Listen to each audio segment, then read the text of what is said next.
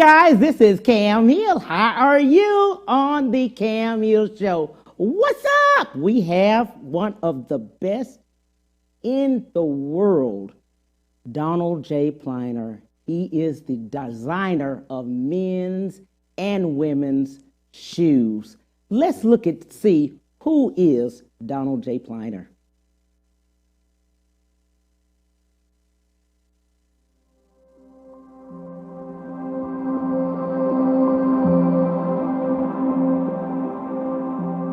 I'm Donald Pliner, and I design shoes for men and women. But I think most important about design, I design comfort and the technology to make my designs and then make them fashionable. Actually, I started where I opened up my first retail store in Beverly Hills was 43 years ago. And I used to go to the factories and I would say, change this, so I didn't even realize I was designing in those days. So in theory, other than my own brand, I had my own stores and I had all clothing and I was designing. So I've probably been designing really for maybe about 30 some years. It's so competitive. I lost 3 times in my life, everything to the bare bone, and I never believed that the word no existed. People always ask, what is the process that I go through for creating a shoe or creating a design? And what happens, I basically only get about 3 to 4 weeks to do it. And what I'll do, and I'll give you an example, we're just showing fall 2011. I would have walked in the stores in fall of 2010, go into the stores, go into restaurants, go into clubs and see what people are wearing. What did I have in the stores in 2010 or what I didn't have? To try to get ideas. I have a history of a library of books, materials, and I go through it, and eventually some way, I don't know how, because each show and each is it's like going on Broadway. It's like it's like starting from scratch, and somehow, thank God, it comes together. The first thing that's different between myself and other designers is that I'm still a retailer at heart, so I look at it from a different point of view. I'm also lucky that I have different places that I live, so I can see, you don't get caught just in New York, you don't get caught just in Los Angeles.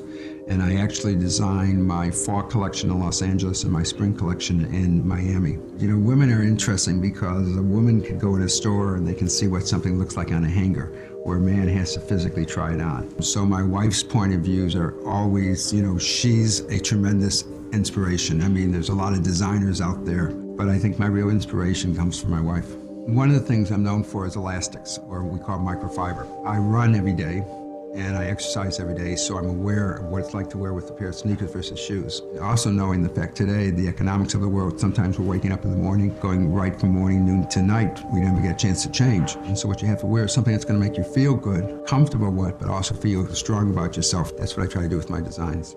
I like working, as I started saying about exercise, I work with a lot of elastics. They're called microfibers. A lot of people aren't aware of it. But microfiber today is more expensive than leather. If you think of your luggage today, your briefcases, you get microfiber because it's more durable and it's stronger. So where I said earlier that I run, all my shoes somewhere have elasticity somewhere. So knowing these things, I have to work with materials that become adaptable to the comfort level. So elastics, soft nappas. I also work a lot with hair calf. We're known for our cowhide prints, leopard prints, and I come up with my fantasies. I also do a lot of things now in these, what's called hand beaded. The hardest customer of all is men. It's because they only wear a certain shoe, they only wear a certain thing this is all they want. 60% of men's shoes are bought by women. And once men get into my shoes, there's no turning back. I mean, it's unbelievable. But, people just try them on, don't just look at them, try them on. I have a 6-year-old and I have a little 9-year-old dog, and I have my wife. And as I said, I travel about 225 nights a year. It's a major balancing act. I basically work till like 3, 4 in the morning. And I don't really start work until 9, 10 o'clock, until everybody goes to sleep. It's hard, and time is our most precious commodity. And that's my biggest design that I'm going to have for myself personally, is to figure out how I'm going to have time to design to be with my family. Adopting a child out of Kazakhstan was very emotional. We actually started a foundation called Peace for the Children because of that. You start realizing children are probably the most important commodity. This is what Peace is about, it's through communication. And what we do, practically all of our shoes have peace signs somewhere. We donate a percentage to our foundation, and we've started building parks people say, why parks? Our playgrounds, our communication. It's for obesity, it's health, it's to take care of children. It's just, as I said, peace comes from the children first, and that's what Peace for the Children is.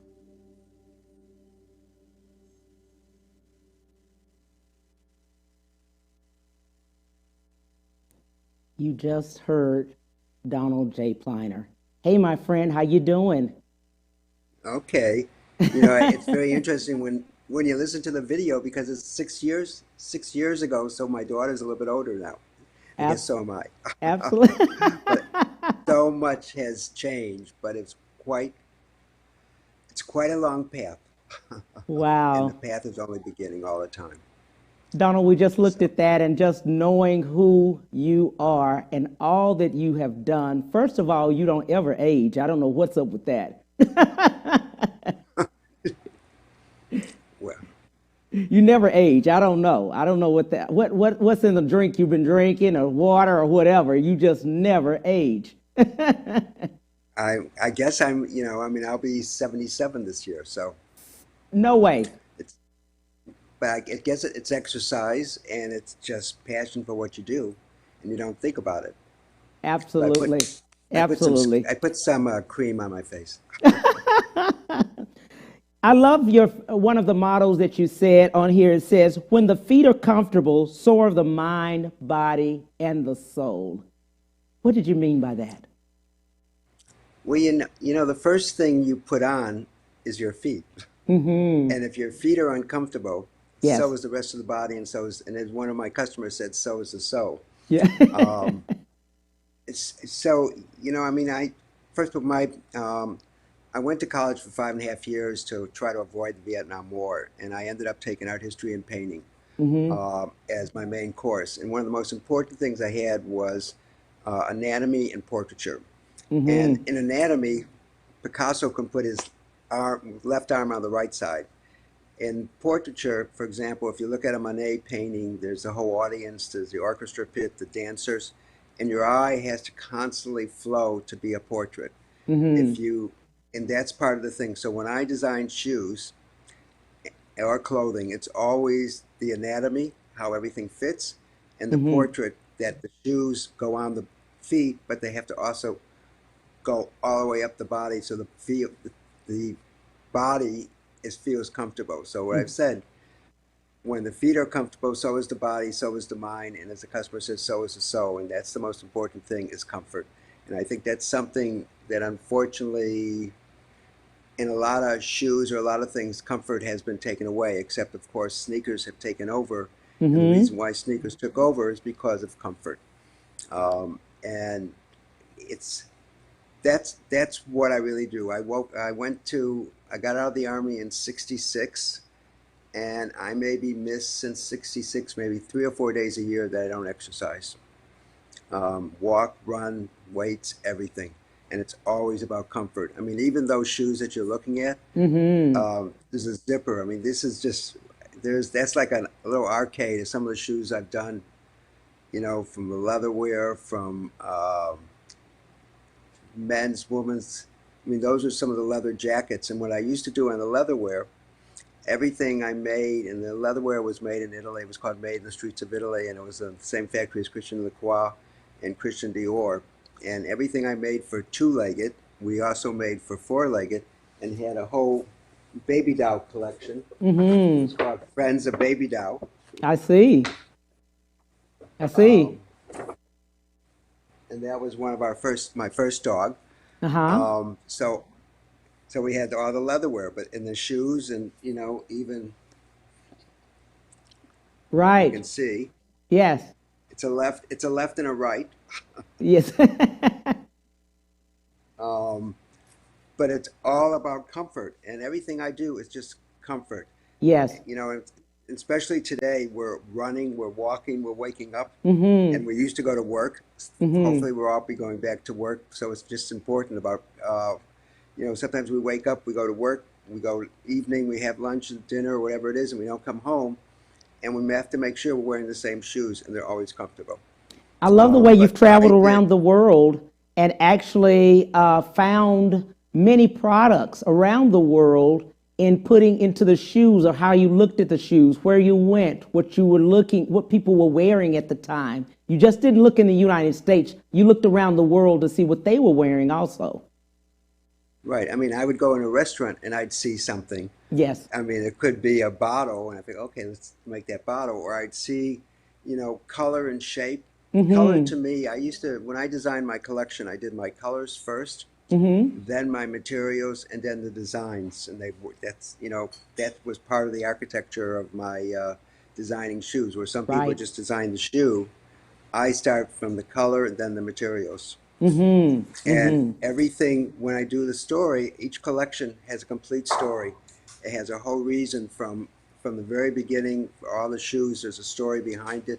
It was either, as I said, a lot of times with my wife, we'd be traveling, we'd see things, Mm-hmm. and like that little tartan collection, everybody was wearing tartan that day when we were in England, so we did Mm-hmm. the tartan.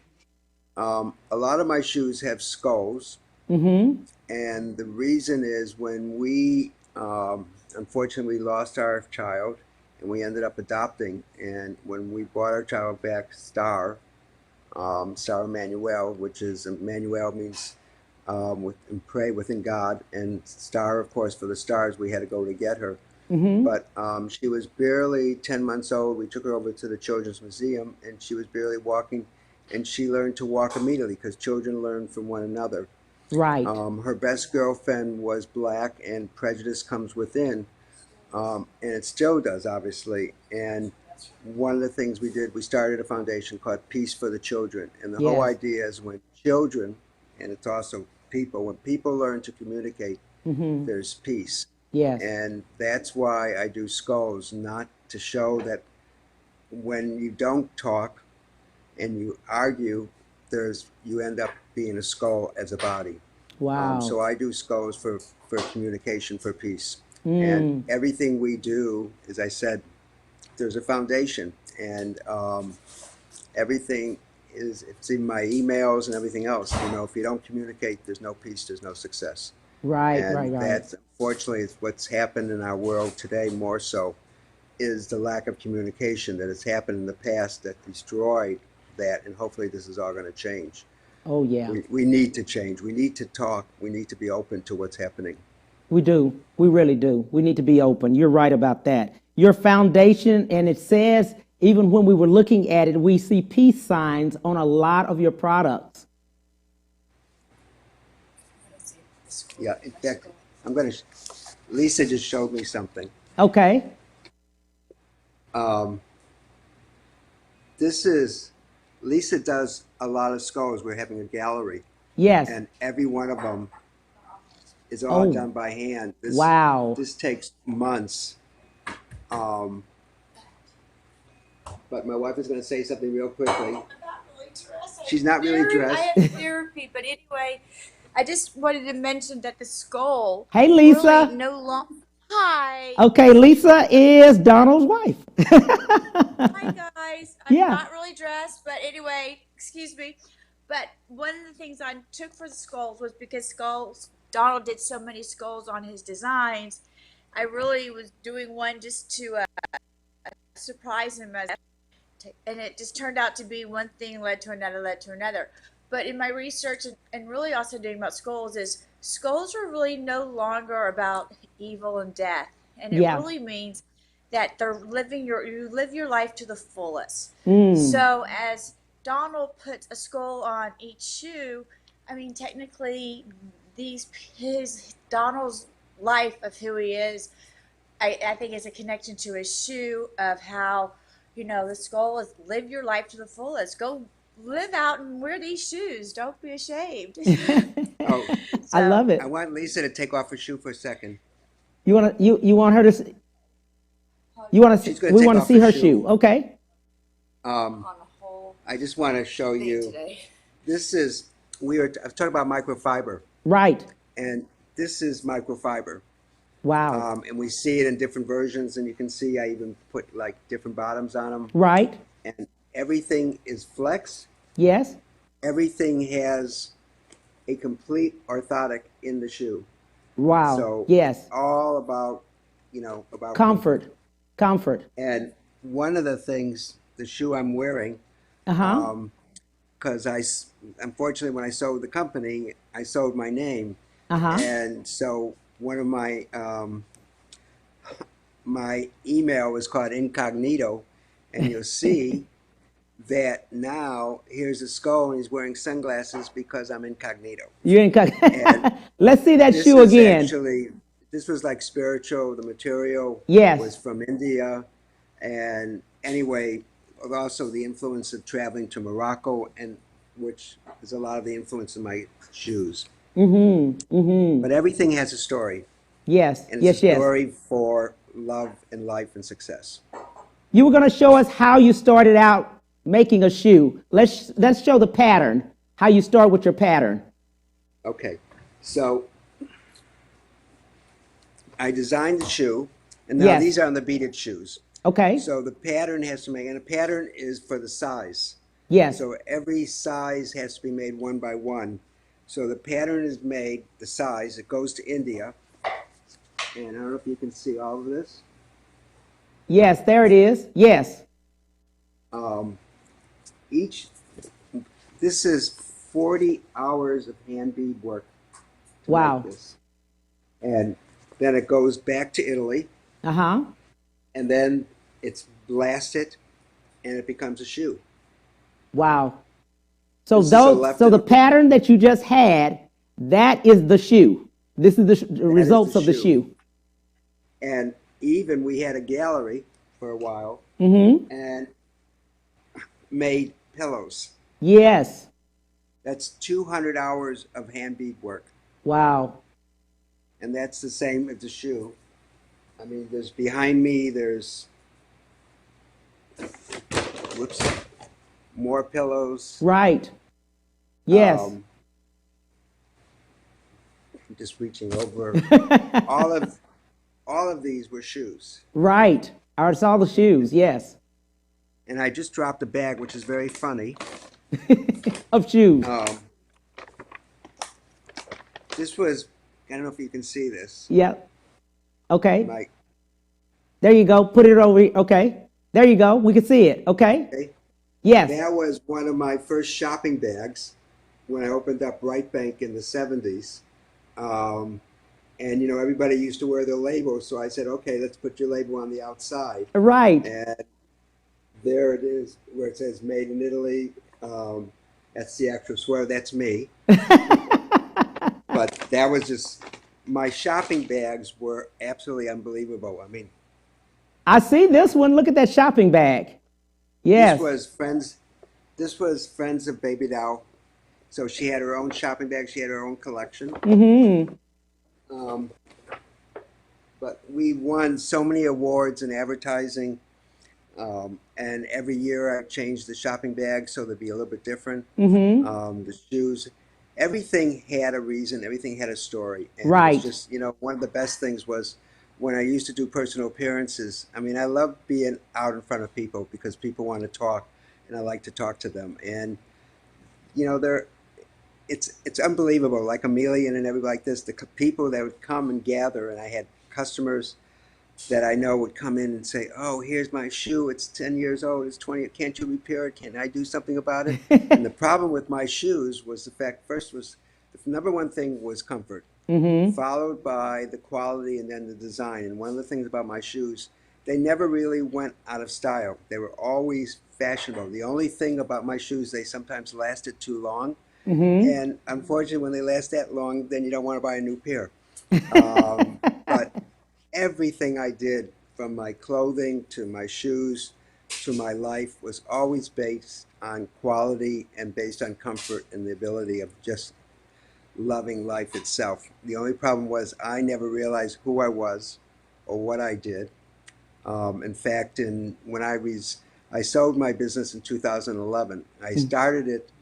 What's more important, at least for Donald Pliner, my first store was in the 67, was a shop in Beverly Hills. Mm-hmm. I had went to college for 5.5 years, ending up at the University of Chicago in the Art Institute, even went to school in Italy, and then hitchhiked for over a year all over Europe, North Africa. Then I got a letter from Uncle Sam and said, "Hey, we want you to come back here. We got an army university to go to." That's And too I funny. said no, so I joined the National Guard to avoid it.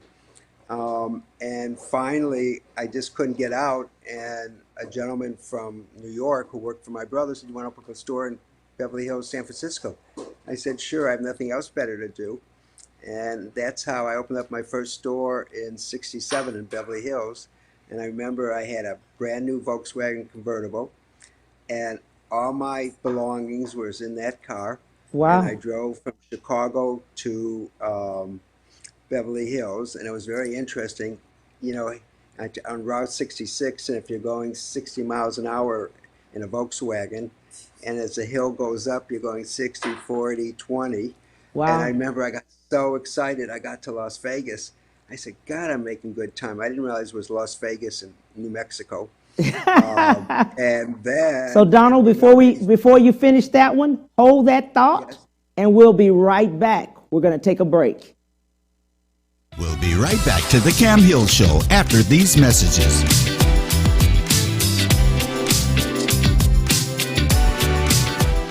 Houston's only Cadillac to your door dealer, Ron Carter Cadillac, delivers test drives to your home or office. For a limited time, get $16,000 off all in-stock Cadillac 2019 XT5 crossovers and $19,000 off all in-stock 2019 CT6 sedans. Or experience the first ever 2020 Cadillac XT6 Premium Luxury Collection, only $519 with $1 down for 39 months lease. Or purchase and receive 0.9% APR for 72 months with no payments until November. RonCarterCadillac.com. When it comes to protecting yourself and your partners, all the information out there can be overwhelming. Visit our website. We are a free and confidential service, striving to help you stay informed and stay notified. We are committed to a healthy Houston. Houston's only Cadillac to your door dealer, Ron Carter Cadillac, delivers test drives to your home or office. Drive the new 2020 Cadillac XT4, only $399 a month, or the new 2020 XT5, only $429 a month, both for 39 months lease with just $1 down. Or purchase the XT4 or XT5 and enjoy 0.9% APR for 72 months with no payments until November. RonCarterCadillac.com. Have you been injured in an 18-wheeler accident, truck accident, car accident? Was someone texting and ran into the back of you, not paying attention? It doesn't matter what it is. Give me a call, Attorney Willie Powles. We'll fix it today. The number is 281-881-2457. Again, that number is 281-881-2457. We'll fix it today. Call Attorney Willie Powles. And now back to the Cam Hill Show.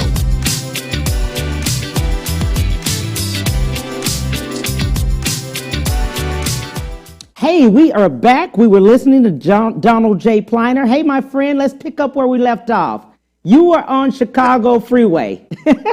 Well, yeah, I went from Chicago to Los Angeles. What's also interesting, my family, my father was in the shoe business. He opened up his first store, himself and his uncle. Yeah. In fact, they were all what was in those days was called the Black Belts of Chicago. Yes. And it was Pliner Forsham shoes. So I learned how to sell shoes when I was a kid. I guess some people are born with a silver spoon. I was born with a slipper spoon, which is a spoon. A slipper spoon.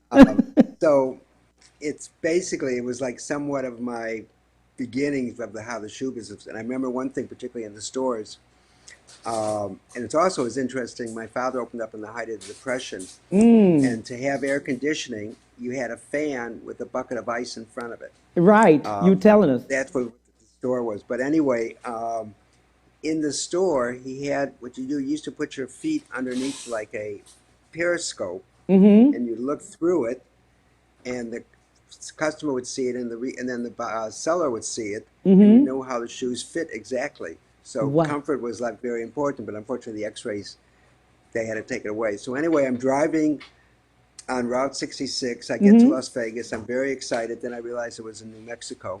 And if you know anything about Los Angeles, I finally see sunset. And I said, okay, I'm finally here in LA. And this is like 4 days later.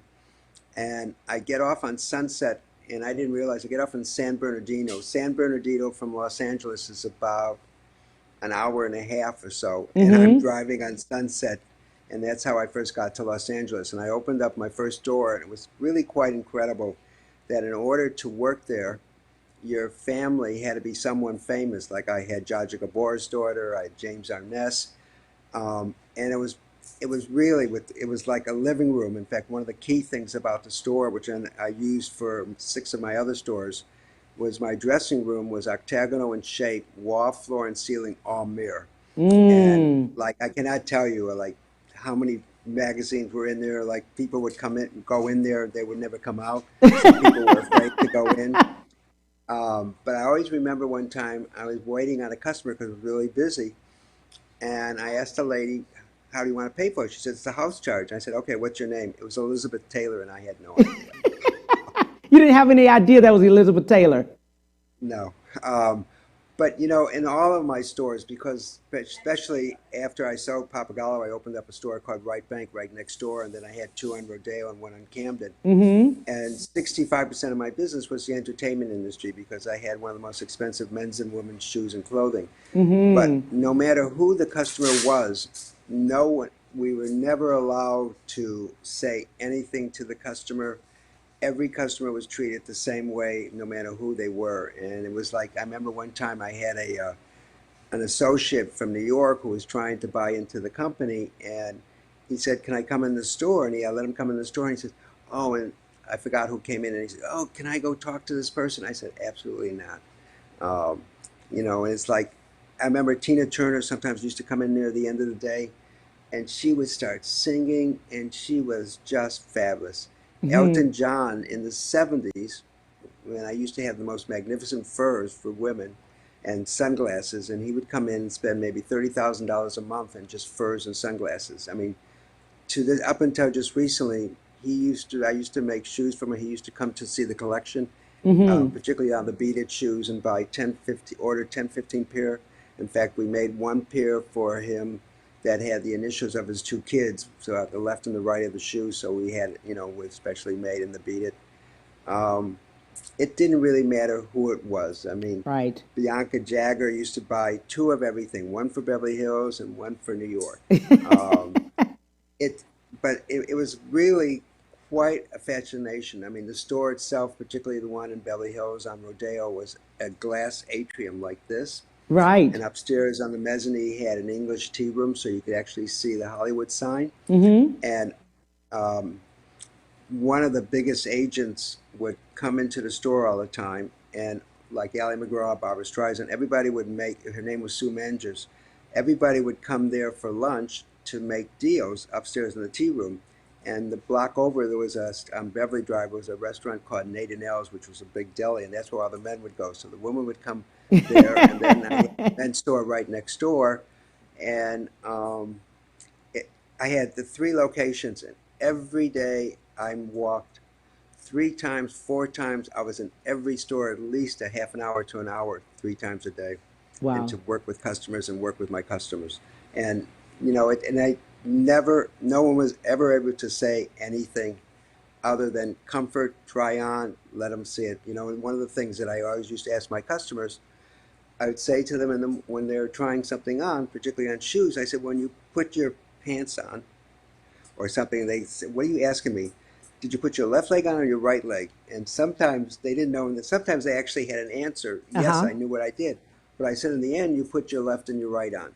So when Yes. you try on the shoes in my store, you have to put the left and the right on, which is the biggest problem most people do. They try shoes on, they put a half a pair on, and then they get home and they don't realize it. I make sure that the customer walks actually on the floor, Right. and I'll tell them, "Go do a little dance." And I said, "Okay, now you got them dirty. Now you got to buy them." But I had a fit model that traveled with me all over in Italy and Spain, and sometimes a little bit in China.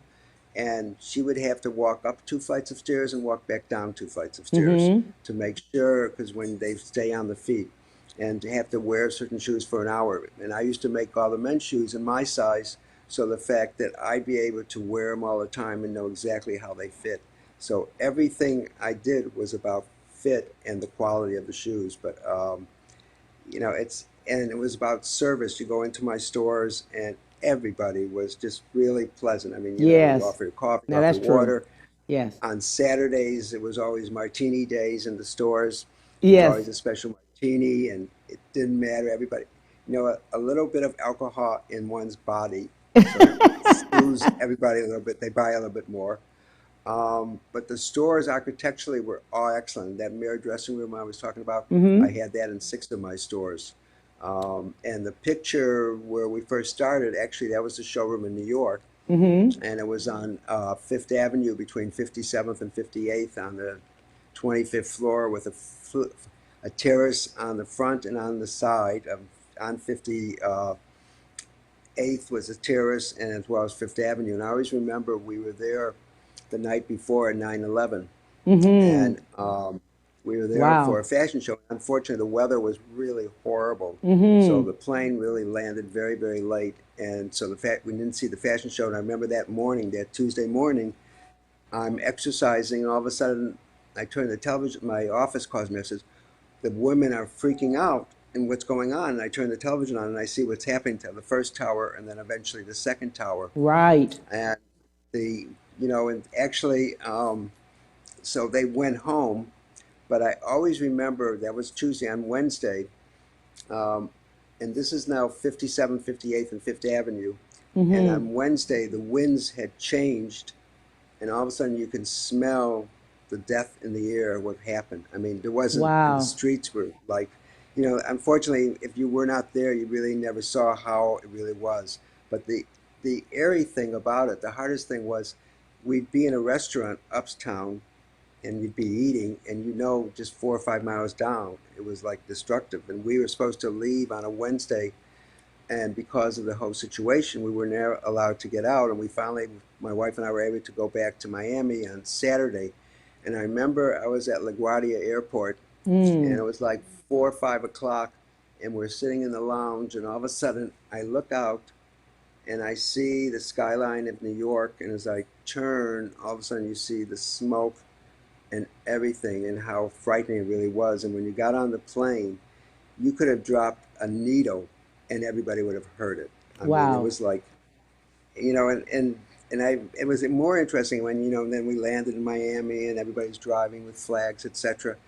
And then a couple weeks later, in fact, I had to go to Las Vegas, which was like today, it was like it was empty. And when we got to Paris and the whole city, you saw things, especially on the European stations, that they would show about 9/11 that Americans never saw what really, some of the really horrible things that really happened about the people Right. jumping out the windows. Right. But so now we're in another situation, and Pandemic. Yeah. it's this whole thing with Black Lives Matter and what's going on. I think hopefully, especially, that we'll start appreciating what we had and Right. what we don't need anymore. Right. And it's a big awakening, and my heart is awakening right now as I'm going through a period of time, because I sold the business and then I started a new one. And unfortunately, I started brand new in 2016, and I called it Right Bank, which was the name of the store. And because of the legal situation with the original Donald Pliner company that I sold to, every time I did something, I had press, and people would they would think that I was doing it. Blair Underwood was part of the collection at the very end, working with me on the men's. And we got all this press, but Donald Pliner Company thought I was doing it, and the litigation just went on and on and on, and I finally had to close the business in 2018. And it's very difficult, I have to tell you, Right. especially putting all these shoes together and some of these pictures, and realize my own talent, how much talent that I have, and just sitting. You didn't know you were talented, huh? I never, as I started telling you, I think I started with you earlier. I was talking about a ghostwriter that I sat Right. down with in 2015. And we sat down for half an hour to an hour, one day a week for 20 weeks. And I started from childhood. Yeah. And things that I realized, what I learned from my parents, from my father, my mother, which I tried to teach my daughter. And being 16, you can imagine what it's like. Yes. Especially being quarantined. But, Yes. the things that I was taught.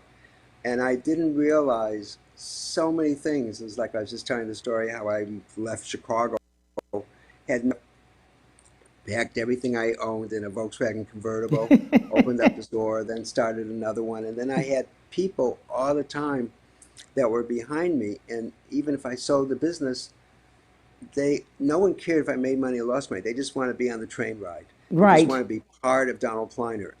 Wow. And I think about all the things I did, the 6 stores I built, which architecturally were beautiful, my home, especially the one in Miami, the one here in LA, everything I did, and I had no idea of who I was or what I was able to do. Wow. And I did a prologue, and unfortunately it's still, the prologue's there. And hopefully one day someone's going to pick it up. It'll be a book, it'll be a movie about my whole life and what's going on. And there's some things going on, and hopefully I'll be able to go back in business, but I can't use my name. And it's a very hard thing. And unfortunately, a lot of the things that I did in life, which I think a lot of us do, we do it by the hip rather than by what we really should do and have really association.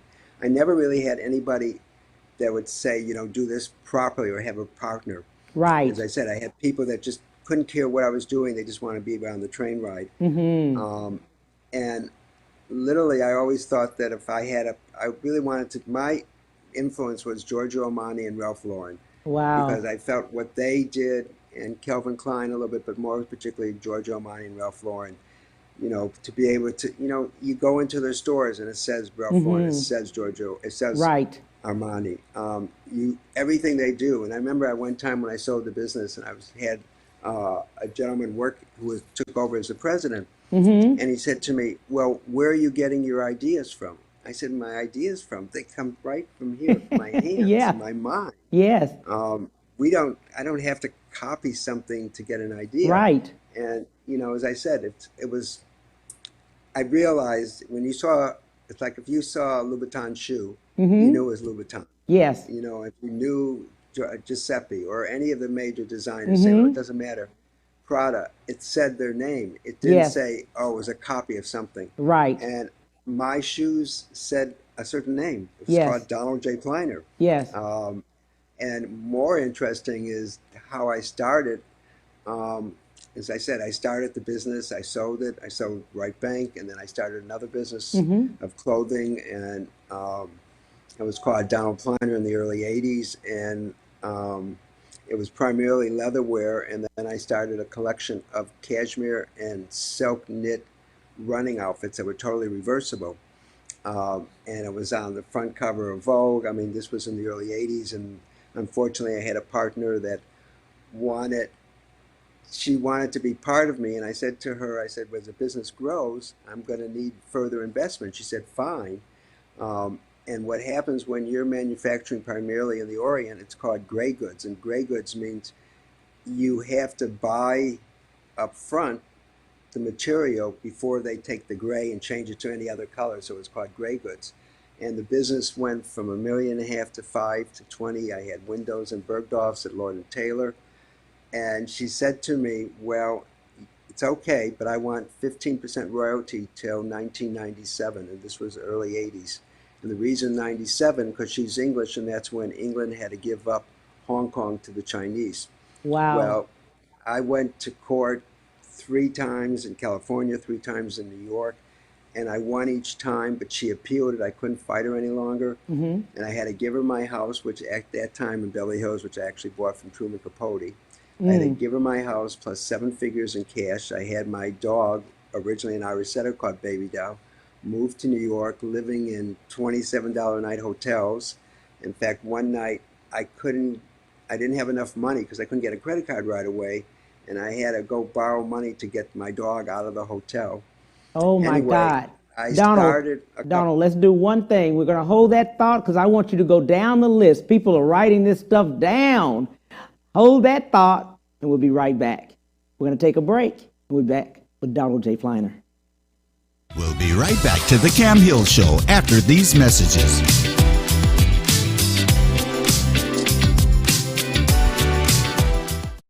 When it comes to protecting yourself and your partners, all the information out there can be overwhelming. Visit our website. We are a free and confidential service striving to help you stay informed and stay notified. We are committed to a healthy Houston.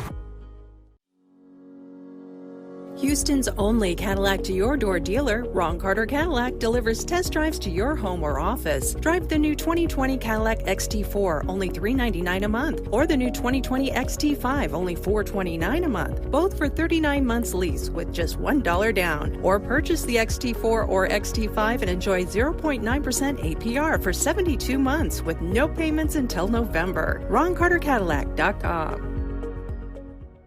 Have you been injured in an 18-wheeler accident, truck accident, car accident? Was someone texting and ran into the back of you, not paying attention? It doesn't matter what it is. Give me a call, Attorney Willie Powles. We'll fix it today. The number is 281-881-2457. Again, that number is 281-881-2457. We'll fix it today. Call Attorney Willie Powles. Houston's only Cadillac to your door dealer, Ron Carter Cadillac, delivers test drives to your home or office. For a limited time, get $16,000 off all in-stock Cadillac 2019 XT5 crossovers and $19,000 off all in-stock 2019 CT6 sedans. Or experience the first ever 2020 Cadillac XT6 Premium Luxury Collection, only $519 with $1 down for 39 months lease. Or purchase and receive 0.9% APR for 72 months with no payments until November. RonCarterCadillac.com. And now back to the Cam Hill Show.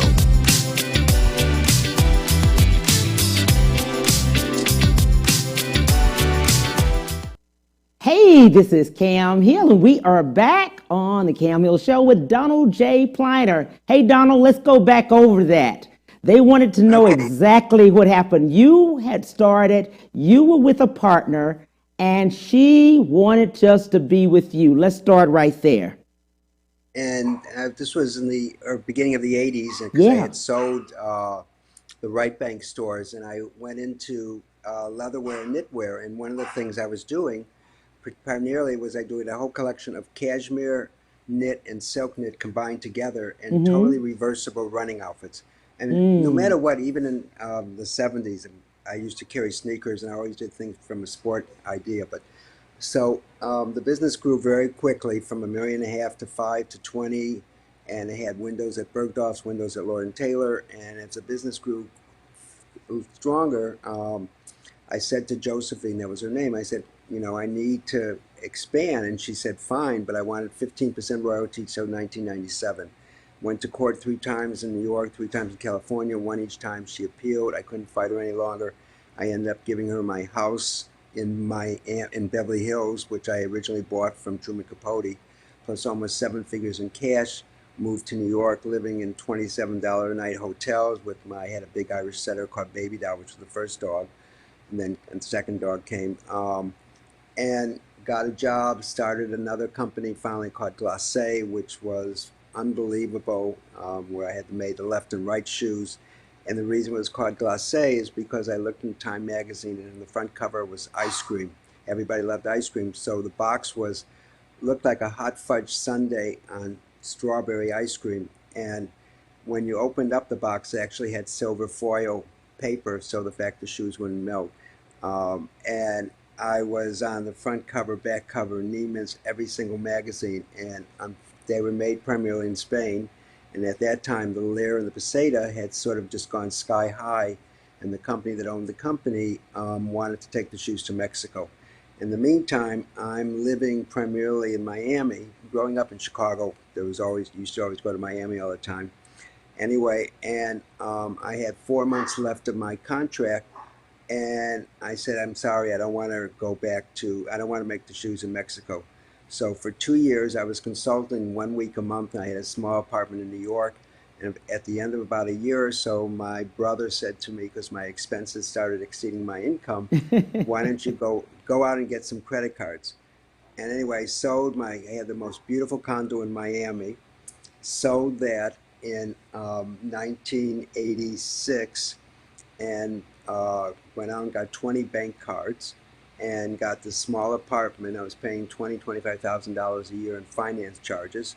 I hired a girl 1 day a week because I took a job on the side working for Perry Ellis. So I can hire this girl. So for 5 years, I did everything, only having one girl working for me 1 day a week.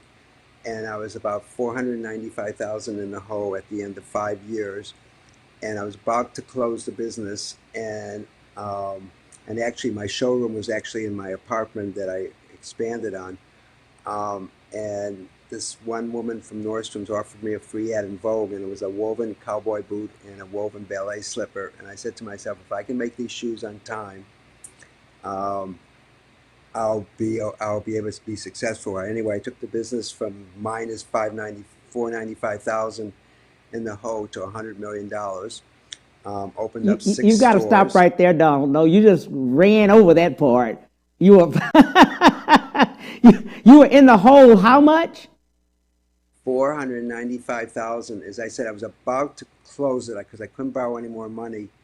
And Nordstrom's magnificent woman, Michelle Love, who I've always stayed in contact, offered me a free ad in Vogue. And I said to myself, if I can make these shoes, Yes. it was a woven cowboy boot Mm-hmm. and a woven ballet slipper, and it was in Vogue, and it was a 2-page spread. In fact, the front cover was the original Mrs. Trump.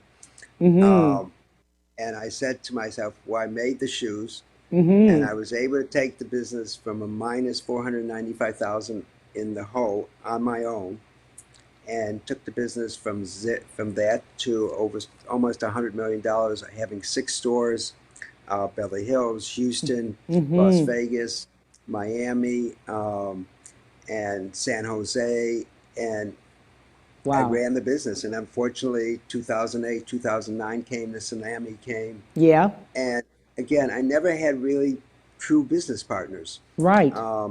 And the business started going down a little bit, like everybody's business, and I was able Mm-hmm. to keep it going. And then some people offered me, to buy the business, and we worked for a year and a half, trying to make this deal. Mm-hmm. And finally, I took it. And the problem was, as I said, I never really had anybody really telling me what I was doing. And part of the selling of the business, I sold my name. We sold my wife's name, and it's very hard sometimes to realize you don't have your own name. Right. And I You sold cannot it, and then use your own name that you were born with. right. And I sold it, and I stayed with them till 2015. And the Mm-hmm. way they were running the business, I saw that the business it went through a whole different phase. Yeah. They changed all the stores and everything like this, and it was something that I realized I was not going to. At the end, the main deal was I was going to make so much money was based on predicated off of profits. Yeah. And the way they ran the business, the profits were not going to ever get to my level. So I Mm. resigned in 2015, which I should not have done if I had proper counsel. Mm-hmm. And I resigned, and then I took a year off. I had a non-compete, and I opened up a gallery in Miami. That's where I had these pillows and everything like Mm-hmm. this. It was a 5-color gallery. It was incredible. And then I started all over again in August of 2016. The Mm-hmm. most beautiful showroom in New York, right Yes. down the street from where my original showroom was. Mm-hmm. And I opened up, and I got all this press, Pliner's back, Right. etc. And every store came in. But the fact is that the original company I sold it to, they thought that I went out and did the press, opposed to the press coming to me, because that was part of my limitations. I wasn't allowed Right. to. Mm-hmm. So, unfortunately, the litigation went on and on and on, in Fairchild and Footwear News, Women's Wear. And Mm-hmm. so the major department stores would not allow their buyers to buy from me because they were buying Donald Pliner as well, and they didn't go through the litigation. So here I was used to doing, $100 million a year, and all I wanted to do was 10 million and 5 million even, and I could not get past $1.5 million. It was very difficult making the shoes because the department stores I couldn't get involved with the department stores. Right. And eventually, I finally got a huge order from Nordstrom's men's shoes. And I Mm-hmm. said to my Italian factory, do you know how to pack online? Yes, you do, because you can't just put style A in one box. you have to separate everything by size because you're pulling size by size. Well, we were supposed to have had the shoes out of Italy in December of 2017, and the shoes were, we put them on a boat and everything like this to sort of save a little funds, and we were supposed to be online in February of 2018, and the shoes were still coming in, and finally, and Blair Underwood was part of the company, and I finally the factories just, destroyed everything, and I finally just had to close the business. In fact, it was very difficult because I used my New York apartment for collateral. I used my house for collateral just to keep the business going. My lawyer warned me in August of 2017, please close the business. You're not going to be able to fight these people. And I wish I had closed instead of my heart kept it going and my passion kept it going. So ended up losing both New York apartment, lost our house in LA, and now I'm trying to figure out what I'm going to do. Otherwise, sitting here. And sitting here with all this talent. Right. And that's what's upsetting. And so it's a very difficult situation. Obviously, as I said, the quarantine has taught everybody, I hope, the Black Matters lives and everything. I think right now, unfortunately, I think some of the protesting has to stop because it's not making the economy any better. And I think we have to figure out how to go back to work. And it's just a shame when you see people walking around without the mask anymore. Wow. And they just, and especially the young kids now, I've had enough of this. I don't want to do it anymore. Right. What happened 4th of July? I mean, look what happened to Houston. Yes. Houston, Florida. I mean, it doesn't matter. And you still, it just upsets me. I mean, it's frightening in a way because when I take my dogs for a walk, and sometimes with my wife, sometimes with my daughter, and you see everybody walking around with masks most of the time, and that's our new world. That's our norm. That's our new normal. Yeah, and yet when you see places where kids are walking around, or now the whole new thing is 18 to 40, where everybody's getting caught with the disease because of these parties they had. Yeah, the COVID parties. And now the 10 to 18-year-olds, going back to school, and then you see people just, even on the television, you see people walking around, always masked, and you always see a couple other people, couldn't care less, and we have to wake. It's frightening. It's just frightening. It's frightening what's going on. It's frightening, so I have this all combined as one.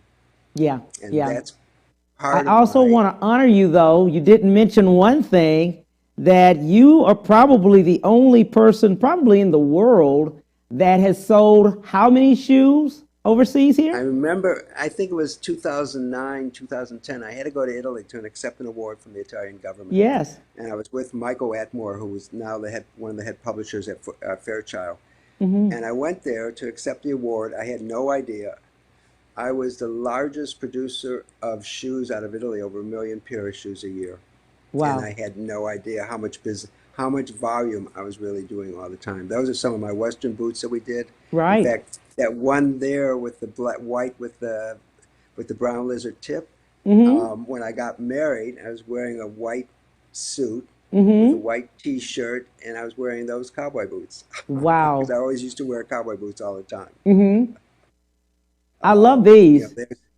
I love those with the, the rhinestones and everything. I love, of course, the ones crystals and everything, diamonds that you have. I love all of those. And if you notice on the high top, it had a zipper. Yes. So the fact that once you got into them, you never had to undo them again. And right. They had a little bit of elastic on the top, because one time I bought a pair of shoes in Paris, and they were a low top boot, and I was in such pain.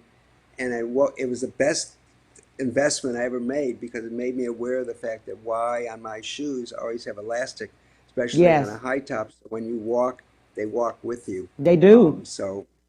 That's why all of my shoes somewhere have a form of elastic. Some of my shoes, no matter. Those are the boots, guys, that he was talking about. You can see that the white boot there. Right. That was my wedding boot, and then we ended up making them for the stores. It